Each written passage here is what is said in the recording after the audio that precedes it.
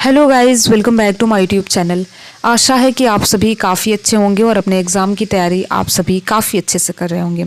आज का ये वीडियो बहुत ही ज़्यादा इम्पॉर्टेंट रहने वाला है उन अभ्यर्थियों के लिए जो साल भर से इंतजार कर रहे हैं कि यूपीएससी का फॉर्म कब जारी होगा। आज के इस वीडियो में हम बात करेंगे यूपीएससी 2025 के नोटिफिकेशन को लेकर और यहाँ पर अन्य कुछ चीज़ों को लेकर भी बात करेंगे जो कि नोटिफिकेशन के हिसाब से अगर आप फॉर्म भरेंगे तो काफ़ी ज़रूरी है ये चीज़ों को जानना। तो इसीलिए देखिए, आप वीडियो को अंत तक ज़रूर देखिए और देखने के साथ साथ अपने यार दोस्त मित्र को भी शेयर कीजिए, जिससे कि अगर वो इस बार 2025 वाला प्री देने वाले हैं तो उनको पहले से ही सारी चीज़ें पता चल सके कि कौन से डॉक्यूमेंट लग रहे हैं फॉर्म भरने में। ठीक है, तो ये सारी चीज़ों के बारे में पता चल सके और साथ ही साथ हम बात करेंगे कि 2025 में लगभग पदों की संख्या कितनी रहने वाली है। तो वीडियो को आप अंत तक ज़रूर देखिए और देखने के साथ साथ अपने यार दोस्त मित्र को भी शेयर कीजिए।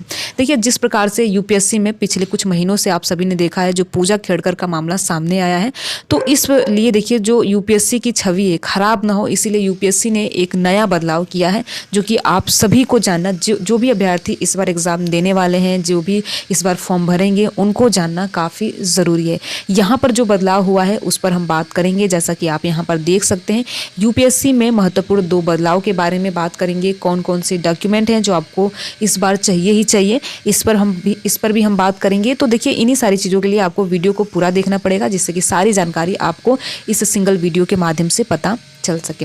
देखिए, हम बात करते हैं पहले नोटिफिकेशन को लेकर, क्योंकि आप सभी को पता है कि जो अभ्यर्थी प्री में फेल हो जाते हैं, असफल हो जाते हैं, वो साल भर से इंतजार करते हैं कि जो यूपीएससी 2025 का फॉर्म है वो कब जारी होगा। तो देखिए, ये बच्चों के मन में, जो अभ्यर्थी हैं उनके मन में काफ़ी उत्सुकता रहती है, काफ़ी इंतजार रहता है कि 2025 का नोटिफिकेशन कब तक जारी होगा। तो आप सभी को पता है कि ये 2024 अब खत्म होने वाला है, 25 आने वाला है और 25 में ही नोटिफिकेशन जारी होगा। तो यहाँ पर अगर हम एक डेट के बारे में बात करें कि जो आपका नोटिफिकेशन है कब जारी होगा, कब से फॉर्म आवेदन प्रारंभ होंगे, कब तक लास्ट डेट रहने वाली है, जो कि संभावित है, इस वीडियो में हम बात करेंगे। तो देखिए, अगर हम बात करें तो आपके आवेदन को लेकर बात करें, जो कि देखिए बहुत अभ्यर्थी हैं जो इस बार मुख्य परीक्षा में असफल हो गए होंगे, वो भी अभ्यर्थी वेट कर रहे होंगे कि जो प्री का नोटिफिकेशन है वो कब जारी होगा। तो देखिए, यहाँ पर सभी के लिए है कि आपका जो 2025 का नोटिफिकेशन है, ये देखिए आप आवेदन 22 जनवरी से कर सकेंगे। ठीक है, 22 जनवरी से आप आवेदन कर सकेंगे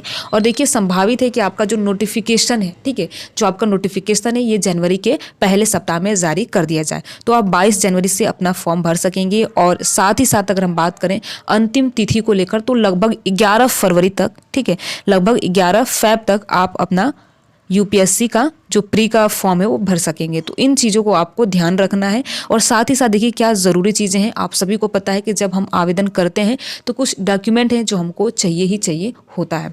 तो यहाँ पर जैसे ही पूजा खेड़कर का मामला सामने आया है, आयोग ने अपनी जो सख्ती वो बढ़ा दी है। यहाँ पर क्या बढ़ाई है इस पर भी हम बात करेंगे। तो देखिए, यहाँ पर आप सभी को पता है कि अगर आप किसी भी रिजर्व कैटेगरी में आते हैं, रिजर्वेशन में आते हैं, तो क्या होता है, अगर आप एससी में आते हैं, ठीक है, एससी में है, एसटी में है या फिर ओबीसी में है, ठीक है, ओबीसी में है या फिर ईडब्ल्यूएस में है, तो अगर आप इन चारों कैटेगरी में से किसी भी कैटेगरी से बिलोंग करते हैं तो आप सभी को पता है कि आपका जो कास्ट सर्टिफिकेट है, इनकम सर्टिफिकेट है, वो चाहिए ही चाहिए होता है। तो देखिए, बहुत बार ऐसा देखा गया है, क्या होता है कि अभ्यर्थी फॉर्म भर देते हैं लेकिन उनका जो चयन है वो ईडब्ल्यूएस में करते हैं लेकिन हो नहीं पाता है और बाद में जो उनकी सर्विस है वो अलॉट नहीं हो पाती है। जैसे कि कोई दिव्या तंवर जी हैं, उनका आप सभी ने देखा होगा, उनको भी इस बार अच्छा रैंक था पर उनको आईएएस नहीं मिल पाया, आईपीएस ही मिला। कुछ ईडब्ल्यूएस का लोचा था, आप सभी ने वो सारी चीज़ न्यूज़पेपर के आर्टिकल के माध्यम से या सोशल मीडिया के माध्यम से देखा होगा। ठीक है, तो ये सारी चीज़ें देखिए इसीलिए बताना आप सभी को ज़रूरी है, इसलिए जानना भी आप सभी को ज़रूरी है कि जिससे कि हम पहले सजग हो जाएं और हम ये सारी जो चीज़ें वो पहले से ही कर लें, जिसका खामियाजा हमें बाद में भुगतना ना पड़े। तो देखिए, पहला बदलाव ये हुआ है कि अब यूपीएससी के द्वारा 2 स्टेप वेरिफिकेशन किया जाएगा, यानी कि जो आपका डॉक्यूमेंट वेरिफिकेशन होगा ये 2 बार यूपीएससी के द्वारा अब किया जाएगा। इसलिए किया जाएगा कि फिर से कोई फेक सर्टिफिकेट लगाकर या कोई गलत सर्टिफिकेट लगाकर जो पद है उसका गलत प्रयोग ना करे या जो सर्विस है उसका गलत एलोकेशन ना हो। तो इन सारी चीज़ों के लिए यूपीएससी ने ये बहुत ही बड़ा बदलाव किया है। तो देखिए, इसलिए आप ये वीडियो खुद भी देखिए और अपने यार दोस्त मित्र को भी शेयर कीजिए। तो अब क्या होगा, यूपीएससी में आपको 2 स्टेप वेरिफिकेशन देखने को मिलने वाला है।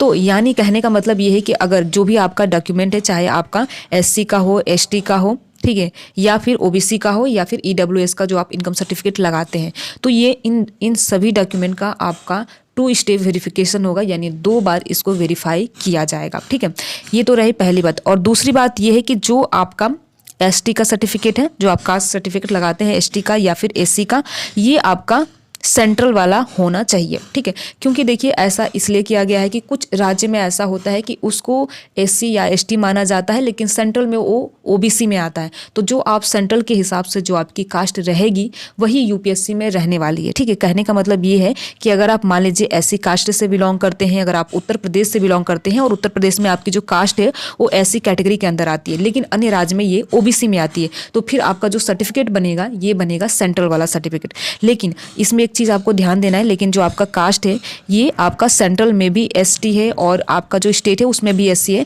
तो फिर आपको एक ही सर्टिफिकेट लगाना है जो आपका स्टेट वाला है। फिर आपको ज़रूरत नहीं है, क्योंकि आपकी जो कास्ट है वो आपका राज्य में भी वही है, और साथ ही साथ अगर हम केंद्रीय स्तर पर देखें तो केंद्रीय स्तर पर भी अगर आपका एससी एसटी जो भी है तो आपका फिर सर्टिफिकेट नहीं लगेगा, आप एक ही सर्टिफिकेट लगा सकते हैं। ठीक है, लेकिन अगर आपका मान लीजिए कि आप जिस राज्य से आते हैं वहाँ पर अगर आपका ओबीसी है और केंद्र में जाते हैं तो जनरल में हो जाता है, तो फिर आपका जनरल ही मान्य होगा। तो इन सारी चीज़ों को देखिए ध्यान में रखना है, और ध्यान में रखते हुए आपको अभी से जो आपका डॉक्यूमेंट नहीं है वो बनवा लेना है, ताकि जो आप जब आवेदन करने की तिथि आती है तो आप सभी को पता है उस टाइम ये होता है, बहुत ही हड़बड़ी होती है, फ़ोटो खिंचवाना है, ये करना है वो करना है, तो इतना अभ्यर्थी ध्यान नहीं दे पाते हैं। तो इसीलिए अभी भी बहुत अच्छा समय है, टाइम अभी भी है। आप जो भी आपका डॉक्यूमेंट है पहले आप चेक कर लीजिए क्या नहीं है, क्या अभी उसका डेट खत्म हो गया, उसके पहले यानी फॉर्म आवेदन करने के पहले ही आप ये सारा डॉक्यूमेंट अपना रेडी रखिए, जिससे कि फॉर्म भरने के समय आपको कोई भी परेशानी का सामना न करना पड़े। ठीक है, अब ये रहा पहला बदलाव। अब हम दूसरे बदलाव के बारे में बात करते हैं जो कि काफ़ी बड़ा है, और इसका भी देखिए आपको ध्यान बिल्कुल रखना है। और बहुत ऐसे अभ्यर्थी होते हैं जो नए अभ्यर्थी होते हैं, जिनको देखिए बहुत ऐसे नए अभ्यर्थी जिनको बहुत ही कुछ पता नहीं होता है, वो गलतियां कर ही देते हैं शुरुआती दौर में। ठीक है, तो इसीलिए ये वीडियो बनाने का केवल व केवल यही मतलब है कि अगर आप ये सारी चीज़ें जानते हैं तो बहुत ही अच्छी बात है, लेकिन अगर आप नहीं जानते हैं तो इस वीडियो के माध्यम से आप जान सकें। ठीक है, दूसरा चीज़ ये है कि आप सभी को जैसा कि पता भी होगा कुछ लोगों को कि जो आपका फोटो है, पास फोटो है, वो 10 दिन का पुराना नहीं होना चाहिए। ठीक है, 10 दिन का पुराना नहीं होना चाहिए, और इसी के साथ साथ 3/4 का हिस्सा जो आपका फेस का है वो दिखना चाहिए। और साथ ही साथ जो आप प्री में फ़ोटो लगाएंगे, यानी जो आप फॉर्म भरने में, आवेदन करने में आप जो फ़ोटो का उपयोग कर रहे हैं वही फ़ोटो आपको आखिरी तक यानी मेंस के बाद इंटरव्यू तक करना है। तो इस चीज़ों को देखिए आपको बिल्कुल ध्यान रखना है कि मान लीजिए आपने जब फॉर्म भरा तो उसमें आपने कोई फ़ोटो लगाया, ठीक है, तो वही फ़ोटो जब आप मेंस का ड्रॉप भरेंगे, डैफ भरेंगे, डैफ फर्स्ट सेकंड होता है, आप सभी को पता है इंटरव्यू का जो डैफ सेकंड होता है, तो जो मेंस का आप डैफ भरेंगे, साथ ही साथ जो आप इंटरव्यू के लिए डैफ भरेंगे, तो वही सेम फोटो आपको लगानी है। इसी के साथ साथ एक और चीज़ आपको ध्यान देनी है, ये है कि अगर आपने चश्मा लगाकर फोटो लगाया है, खिंचवाया है, तो वही फोटो यानी चश्मा लगाकर ही आपको इंटरव्यू तक जाना है। अगर आपने बियर्ड रखा है तो बियर्ड के साथ ही आपको इंटरव्यू तक जाना है। तो ये कुछ छोटी छोटी चीज़ें जो कि काफ़ी ज़रूरी है, और अगर आप इन सारी चीज़ों का ध्यान नहीं देंगे तो इनका खामियाजा निश्चित तौर पर आपको भुगतना भी पड़ेगा। तो ये जो 2 बदलाव हैं वो इस बार किए गए हैं, और ये बहुत ही महत्वपूर्ण बदलाव हैं। आप खुद भी इन वीडियो को देखिए, इस वीडियो को देखिए, और दूसरों तक भी इस वीडियो को शेयर कीजिए। ठीक है, इसके बाद देखिए अब हम बात कर लेते हैं कि आपका जो नोटिफिकेशन अभी मैंने बताया, जो नोटिफिकेशन है ये 22 जनवरी से आपका फॉर्म आवेदन होगा और 11 फरवरी तक चलने वाला है। देखिए समय भी कम है, इसलिए सारा डॉक्यूमेंट आप अभी से रेडी रखिए, जिससे कि उस समय कोई भी परेशानी, कोई भी दिक्कत का सामना ना करना पड़े आपको। अब हम बात कर लेते हैं, देखिए इस बार क्या होने वाला है। देखिए 25 मई को आपका प्री का एग्जाम है, 25 मई 2025 को। ठीक है, 25 मई 2025 को। तो देखिए 2025 जो है आप सभी के लिए काफ़ी सुनहरा अवसर लेकर आ रहा है, क्योंकि इस बार पदों की जो संख्या है काफ़ी अच्छी खासी रहने वाली है। 1000 के आसपास पदों की संख्या रहने वाली है, और साथ ही साथ जो IAS की पोस्ट होती है, इसमें भी बहुत लोगों को देखिए नहीं पता होगा, जो नए अभ्यर्थी उनको नहीं पता होगा कि इसमें भी कई सारे पोस्ट होते हैं, IAS IPS IFS बहुत सारे पोस्ट होते हैं। ठीक है, तो इसमें भी जो बहुत अभ्यर्थियों का सपना होता है IAS बनने का, तो इसमें भी IAS की जो सीट है वो बढ़कर आने वाली है, इसकी भी संभावना दिख रही है। तो इसीलिए 2025 का वर्ष रहने वाला है आप सभी के लिए, आपको आपके सपनों को साकार करने के लिए काफ़ी सुनहरा ये 2025 रहने वाला है। इसीलिए आप अभी से जी जान से जुट जाइए, और साथ ही साथ देखिए आपको आवेदन करते समय कोई भी गलती नहीं करनी है, इसका भी ध्यान आपको रखना है, नहीं तो इसका खामियाजा जब आप इंटरव्यू क्वालिफाई कर लेंगे, सब क्वालिफाई कर लेंगे, आपको आपका जो सर्विस एलोकेशन होगा उसमें देखने को मिलने वाला है। क्योंकि ऐसा बहुत बार लोगों के साथ हो चुका है, ठीक है।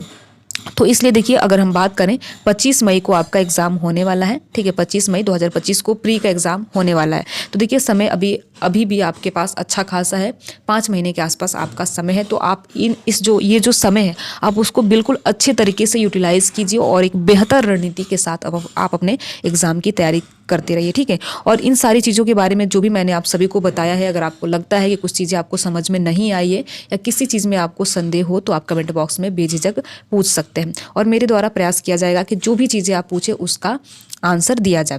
वीडियो में लास्ट तक बने रहने के लिए आप सभी का बहुत बहुत धन्यवाद। अगर आपको ये वीडियो अच्छा लगा हो तो वीडियो को लाइक कर सकते हैं, अपने यार दोस्त मित्र को जरूर शेयर कीजिए, जिससे कि उनके पास भी ये जानकारी पहुंच सके।